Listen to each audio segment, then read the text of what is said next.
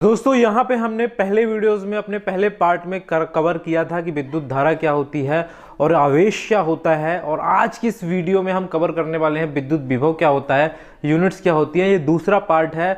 हम science cover कर रहे हैं पटवारी की, एमपी पटवारी की। अगर आप लोग एमपी पटवारी की तैयारी कर रहे हो, यकीन माने आज की इस वीडियो से कम आपको 2 से 3 क्वेश्चन देखने को मिलने वाले हैं। अगर आप साइंस दे रहे हो, अगर आपको साइंस की तैयारी कर रहे हो, तो आज का जो वीडियो है बहुत ही ज़्यादा इंपॉर्टेंट होने वाला है आपका। और आपसे मैं एक चीज़ बोलना चाहूँगा कि पहला पार्ट ज़रूर जाके देखना। अभी नहीं देख सकते तो यहाँ पे आप बाद में देख सकते हैं, इस वीडियो को ख़त्म होने के बाद ज़रूर देखना।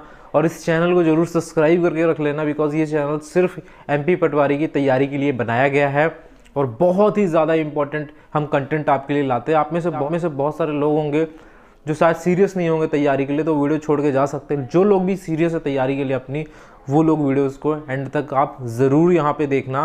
और आज हम बताने वाले हैं विद्युत विभव के बारे में और यूनिट्स के बारे में। तो चलते स्टार्ट करते हैं वीडियो। कि कोई भी आवेश है उसको यहाँ से यहाँ तक लाने में, मान लो ए से बी तक लाने में हम कार्य कर रहे हैं। क्या कर रहे हैं हम? कार्य। तो इसी कार्य को जो होता है पर यूनिट वर्क डन, ठीक है ना, to move 1 coulomb charge from one point to another point is called electric potential difference.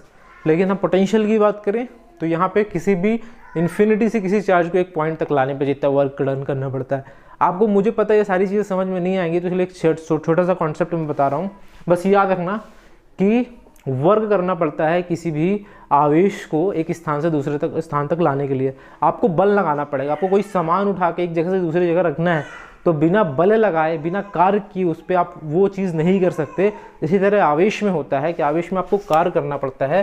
तो जो है कार्य और आवेश का जो अनुपात होता है वही होता है वोल्टेज या विद्युत विभव हम कहते हैं इसको, ठीक है ना।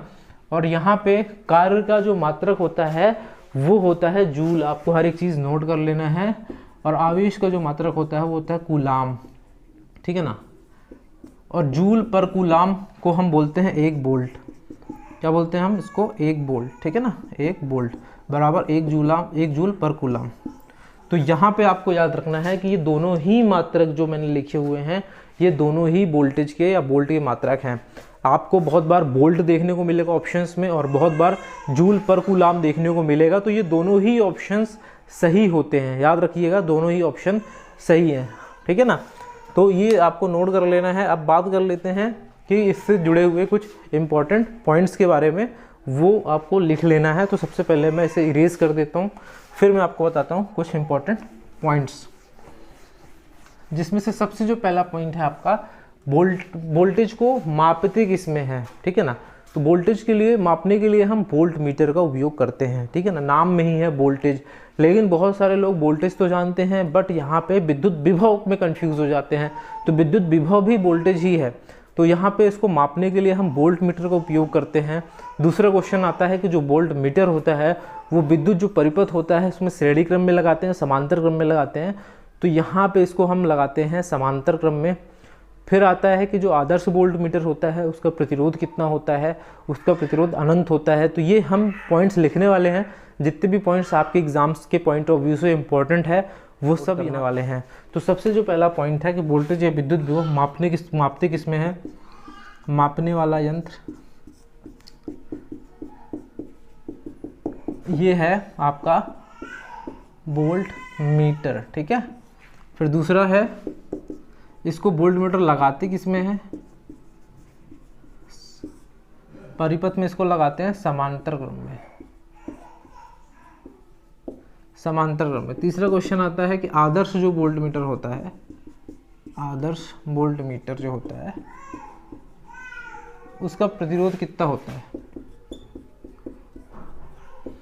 अनंत होता है। इसके पहले हमने एक वीडियो बनाया था जिसमें हम विद्युत धारा के बारे में हमने बताया था। उसमें हमने आम मीटर के बारे में आपको सारी ही चीज़ें बताई थी। लेकिन आम मीटर के बारे में एक चीज़ आपको यहाँ पे ऐड करना है कि आदर्श आम मीटर का जो है प्रतिरोध कितना होता है। तो उसका प्रतिरोध होता है 0। आज लिख लेना है यहाँ पे, आदर्श आम मीटर का प्रतिरोध होता है 0। अब मैं आपसे एक क्वेश्चन बोलता हूँ कि विद्युत धारा को किस में मापते हैं। तो मैं बता चुका हूँ पहले, विद्युत धारा को मापने के लिए हम आम मीटर यंत्र का प्रयोग करते हैं। लेकिन सबसे इम्पोर्टेंट क्वेश्चन है, विद्युत धारा का पता लगाने के लिए हम किसका उपयोग करते हैं? तो विद्युत धारा का अगर आपको पता लगाना है तो इसके लिए हम उपयोग करते हैं गैल्वेनोमीटर का। आपको इस पॉइंट को नोट कर लेना है क्योंकि ये बार बार क्वेश्चन में आता है। गैल्वेनोमीटर के बारे में पूछा जाता है।